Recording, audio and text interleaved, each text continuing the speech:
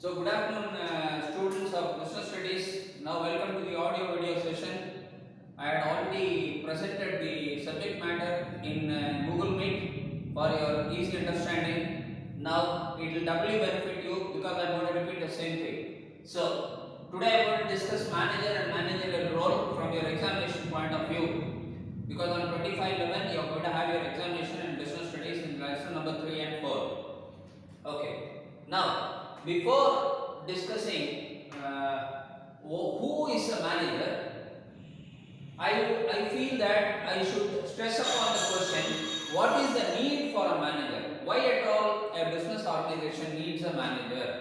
Why at all a business organization needs a manager? That is what I am going to discuss. See, there is a need for a manager because a manager ensures a teamwork. See, a business organization contains a manager, and a manager has a team, say consisting of 10 or 15 or 20 members. So he has to ensure a teamwork. He has to keep the team spirited so that it ensures complete success in achieving its objectives. Second, need of a manager is very necessary because it is a manager who monitors the objectives, and without a manager, objectives cannot be achieved easily.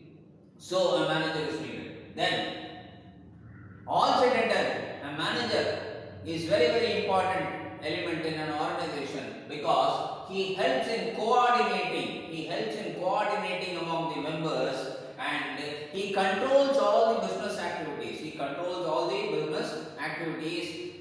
That goes on in an organization. That is the reason a manager is very much the backbone of an organization. Now, who is a manager?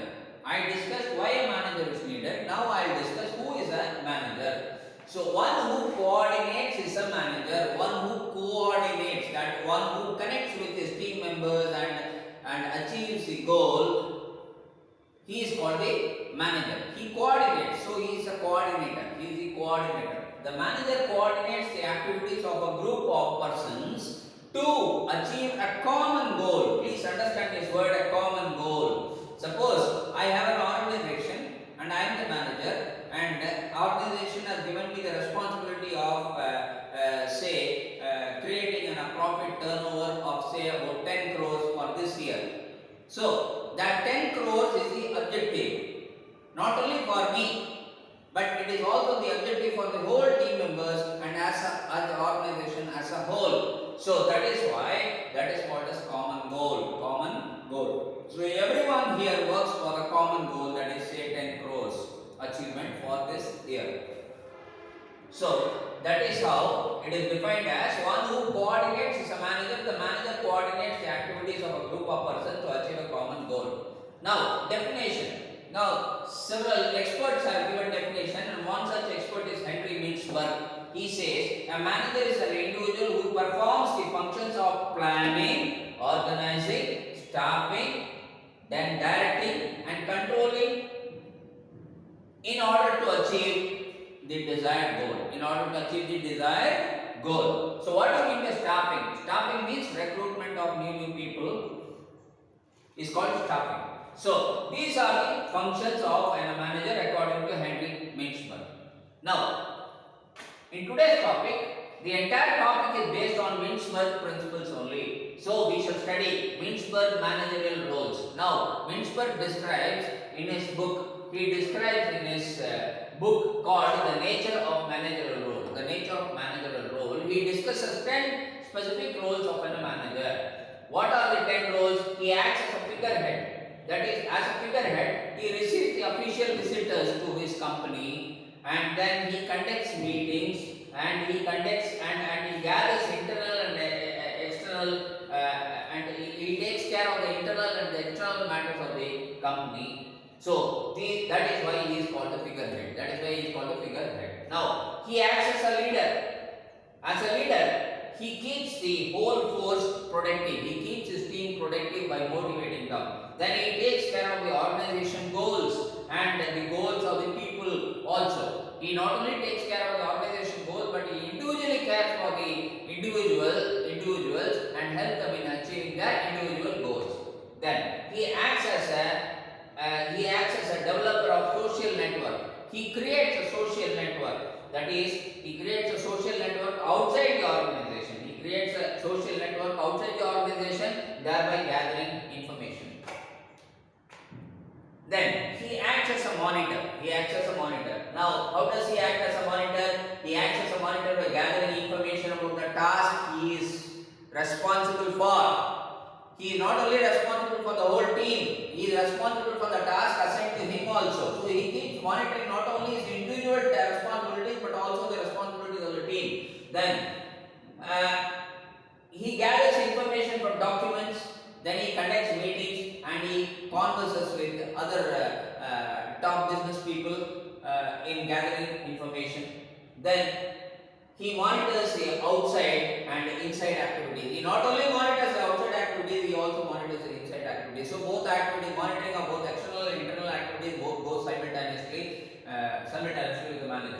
Now he is a disseminator. Understand the meaning of the word disseminator. Disseminator means dividing the task and distributing it among the team members. So he disseminates the task. He disseminates the task by sharing of information to the co-workers. He shares all vital important information to his co-workers so that it can help them in conducting their activities successfully. Then he shares the information through various sources like email, telephone orders and instructions.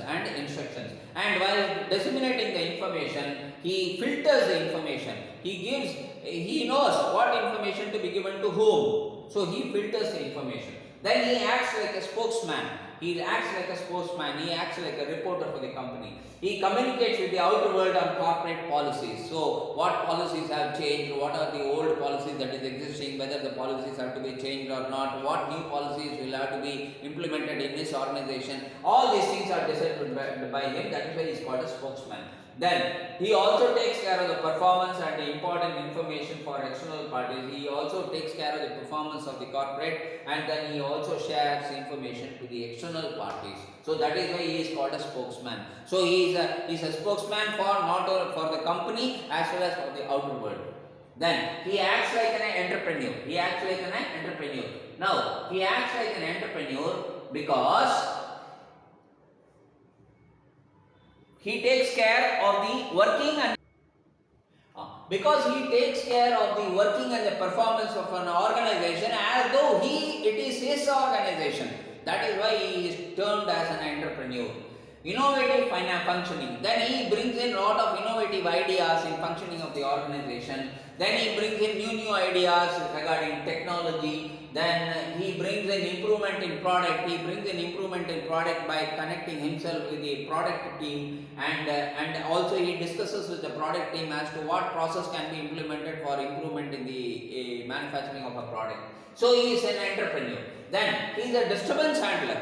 What do you mean by disturbance handler? That is, when natural disasters like rain, floods and earthquakes occur, he is the man who is responsible to manage the situation. Then, in case of a death of a co-worker, he is the one who has to decide, in compensating the loss for the family of the deceased, and he also is responsible for inducting a new man. Then, in case of fire or in case of breakdown of machinery, he is solely responsible for that.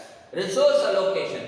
Now, resource allocation is the most important point here to be discussed. Scarce resources. You know, children, that resources are very scarce. Land, labor, capital, these are all very scarce. So, to effectively manage these scarce resource is the responsibility of a manager. Then, he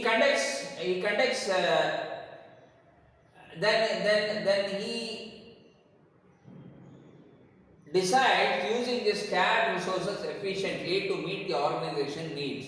Then he decides who gets what and how much. He is also the sole decider as to who gets what and how much. Then he also monitors the budget. He compares the budget of the last year and this year, and he decides where to reduce or where to invest more money. Then future products. Then he is also responsible for creating an idea as to what future products, new products can be brought into the manufacturing process. Okay. Then I am coming to the last point, negotiator. Now he acts like a negotiator. He acts like a negotiator because he has negotiations with the suppliers of raw material. Then he negotiates with the working union, leaders union. Then he also has negotiation with the top class leaders. Then he has negotiation with the investors. Then he also discusses with the peer, that is the top class brass of the corporate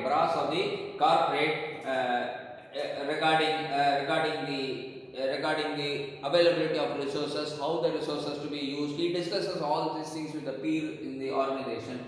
Then he negotiates with the superior for accessing to scarce resources. Then he has to discuss with his peers in his organization regarding what resources available, what resources has to be increased more. All these decisions he discusses, he decides by discussing with his peers.